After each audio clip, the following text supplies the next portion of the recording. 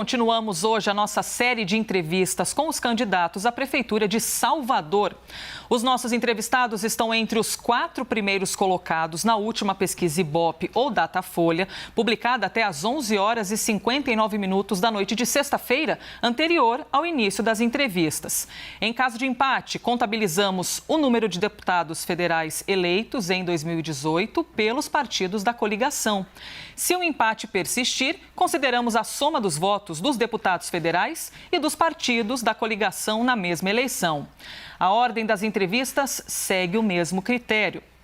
Em Salvador, a última pesquisa de intenção de voto para a Prefeitura, divulgada pelo Ibope, foi no dia 5 de outubro e já está aparecendo aqui para você. O candidato Bruno Reis está na frente, com 42% dos votos. Pastor Sargento Isidório, 10%. Em seguida, aparecem as candidatas Major Denise e Olívia, ambas com 6%. Na disputa, temos também outros 5 candidatos. Essa pesquisa foi feita entre os dias 3 e 4 de outubro. Foram entrevistadas 602 pessoas. A margem de erro é de 4 pontos percentuais para mais ou para menos. Pois bem, de acordo com os nossos critérios para a ordem das entrevistas, a candidata a ser entrevistada hoje seria a Major Denise, do PT. Mas por uma questão de agenda, a própria candidata solicitou a troca com Olívia Santana, do PCdoB, que estava prevista para amanhã, sexta-feira. É importante ressaltar que o acordo foi fechado entre as campanhas e que as candidatas, inclusive, estão empatadas com 6%. Sendo assim, vamos então ao perfil da candidata Olívia, do PCdoB. Vereadora em 2004, Olívia foi reeleita em 2008. Foi a primeira mulher negra a ser eleita deputada estadual na Bahia. Isso foi no ano de 2018. No governo Antônio Embaçaí, então PFL, Olívia Santana foi secretária de Educação e Cultura de Salvador no período de 2005 a 2006. No governo do petista Rui Costa, ocupou a Secretaria Estadual de Políticas para as Mulheres entre 2015 e 2017 e a Secretaria de Trabalho, Emprego, Renda e Esporte da Bahia de 2017 a 2018. A candidata será entrevistada agora por Daniel Adjuto. Candidata Olívia Santana, muito bom dia. Bom dia a você que nos acompanha aqui também na CNN. Seja bem-vinda. Bom dia, Daniel. Bom dia a todos e todas que nos acompanham. Candidata, a senhora vai ter 15 minutos, eu vou dar o início da contagem logo mais. E a minha primeira pergunta, já destaco o contexto político, o histórico político que a senhora tem na sua vida profissional, pessoal, enfim. E justamente as duas candidatas que temos na disputa à Prefeitura de Salvador, mulheres, negras, são da esquerda. Nesse contexto político, a esquerda desunida que figura também em todo o país como um todo, na grande parte do Brasil. Essa desunião da esquerda prejudica o resultado das eleições para a senhora? O tempo começa a contar a partir de agora. Então, Daniel, a eleição, ela se realiza em 2 turnos. Há a possibilidade de 2 turnos nas eleições. Então, eu acredito que nós temos que respeitar as forças políticas que querem apresentar seus nomes, testar seus nomes. No nosso caso, no caso do PCdoB, esta candidatura não é uma aventura, não é uma candidatura de última hora. A nossa candidatura, ela foi construída a partir de uma história de militância nos movimentos sociais, de militância, de presença no Legislativo Municipal. Eu fui vereadora, também tive a oportunidade de ser, com muita luta, sempre lutando pela abertura de oportunidades, de ter experiência no Executivo, resultado desse reconhecimento partidário, não é? Então, nós nos apresentamos a Salvador, dialogamos com as diversas forças políticas, conseguimos trazer o Partido Progressista para compor a aliança conosco, o partido do vice-governador do estado da Bahia, que ajudou as forças democráticas a chegarem no poder com Wagner, depois com Rui, e, portanto, agora me ajuda a chegar na Prefeitura Municipal de Salvador, para que a gente possa, sim, fazer um trabalho que eu considero que é histórico. A primeira vez será, uma vez eleita, será a primeira vez em 471 anos que uma pessoa negra será eleita prefeita de Salvador. Esse desafio é um desafio que eu assumi com muita força, com muita garra. Já superei muitos desafios na minha vida, sempre tive lado na política e acredito que no segundo turno nós estaremos juntos e juntas, todo o campo democrático unido para que a gente possa conquistar a Prefeitura de Salvador. Vou pegar nesse ponto agora, candidata. A pauta conservadora ganha repercussão, ganha força no Brasil nos últimos anos com a eleição do presidente Jair Bolsonaro e também no país como um todo de aliados do presidente. A senhora vê espaço nesse momento? Acha que é fácil ou difícil incluir a pauta das minorias LGBTI, causa da discriminação racial? Como superar esse debate em um momento conservador do Brasil? Até o Papa já deu uma demonstração de grande avanço. É uma luta civilizatória, por isso eu não tenho nenhuma dúvida da importância da luta antirracista. É um desafio civilizatório, como eu disse. Nós vivemos num país de 520 anos que forjou um racismo estrutural que define as relações sociais, que nega oportunidades, que inviabiliza o caminho de uma parcela majoritária da população, muitas vezes, em relação a postos de trabalho, a presença nos espaços de decisão política. Observe que Salvador é uma cidade de 82% de negros. A renda da população negra corresponde a apenas 47% da renda da população branca. Isso é inaceitável, é um absurdo naturalizar uma exclusão tão brutal quanto essa. Isso é um dado do IBGE, um estudo feito pelo DIEESE e que, portanto, nós temos que encarar essa realidade desigual, entendendo que as forças de extrema-direita, essas forças negacionistas, não é? Como é o presidente da República, nós temos um presidente absurdo, um presidente que flertou o tempo inteiro com o vírus, uma pandemia que abala o planeta, que ele chamou de gripezinha, que ele passeou de jet ski, desdenhando da vida, não é? Da morte das pessoas, e que agora nega a vacina, diz que não vai fazer, que não vai vacinar, compra uma briga desnecessária com a China e revela que, na verdade, ele não está preocupado em preservar vidas. Isso é um prejuízo para o Brasil e, portanto, nós temos que assumir atitude política diante desse conservadorismo. A militarização da política é algo deletério para a democracia. Nós temos que defender as forças de segurança pública dentro de um Estado democrático de direito.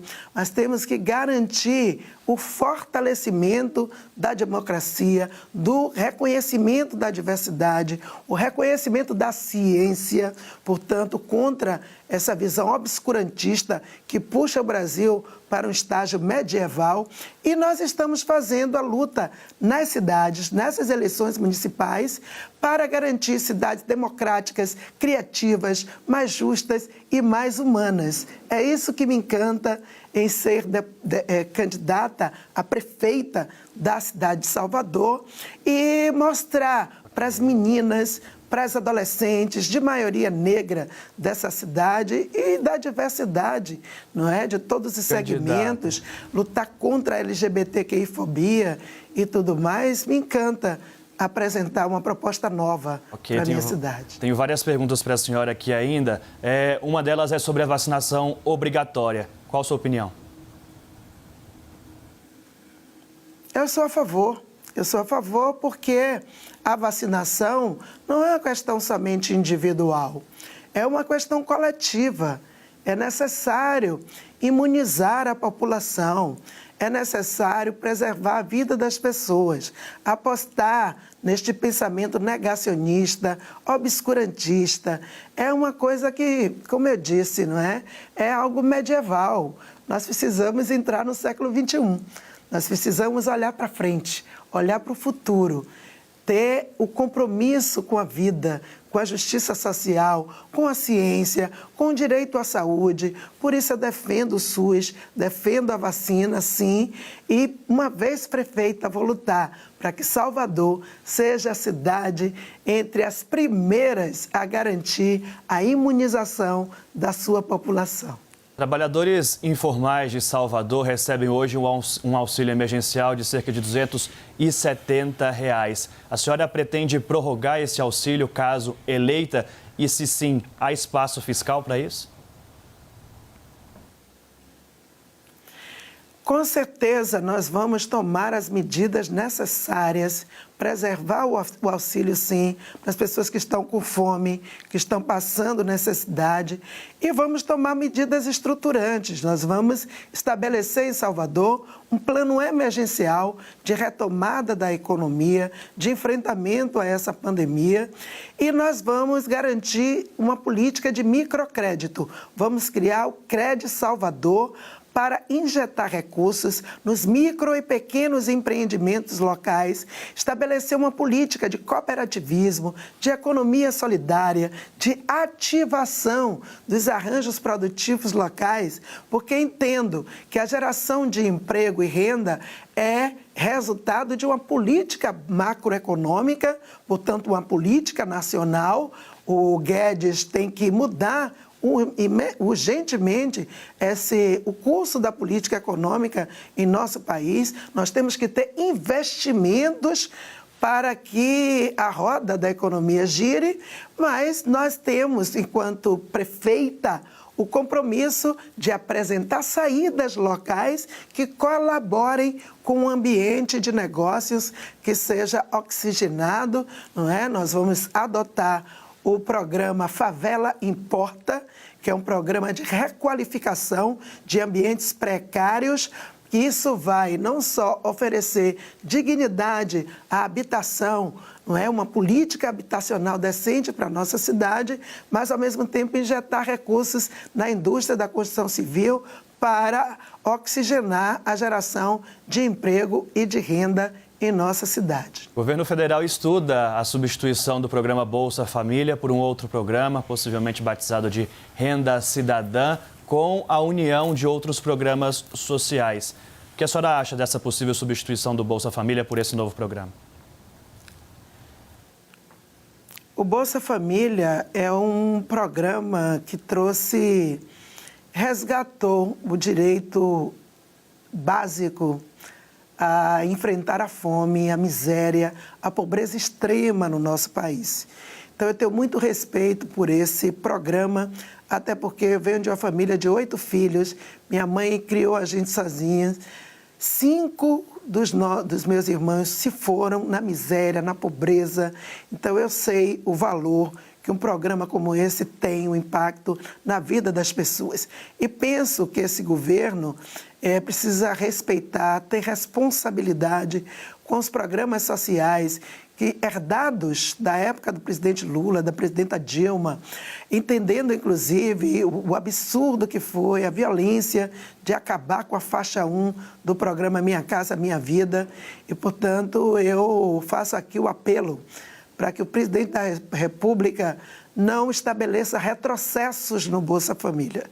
O Bolsa Família, ele só pode ser mexido para ser melhorado de fato, para ampliar a renda. Nós lutamos pela renda básica, inclusive o auxílio emergencial. O presidente da República tinha sinalizado e dado entrevista, inclusive, sobre isso, oferecendo R$200. Foi na luta política no Congresso Nacional que nós conseguimos ampliar para R$600. Então, se vai mexer no Bolsa Família, que mexa para ampliar a renda do Bolsa Família, consolidando o auxílio de R$600. Candidata, temos mais 3 minutos e 40 segundos. A minha pergunta agora é sobre o que a senhora mudaria na Polícia Militar de Salvador.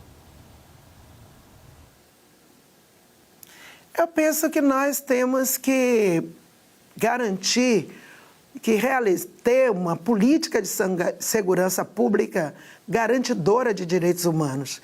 Nós não podemos ter uma política de segurança que veja os defensores de direitos humanos como uma agenda chata, uma agenda antipática, uma agenda inconveniente.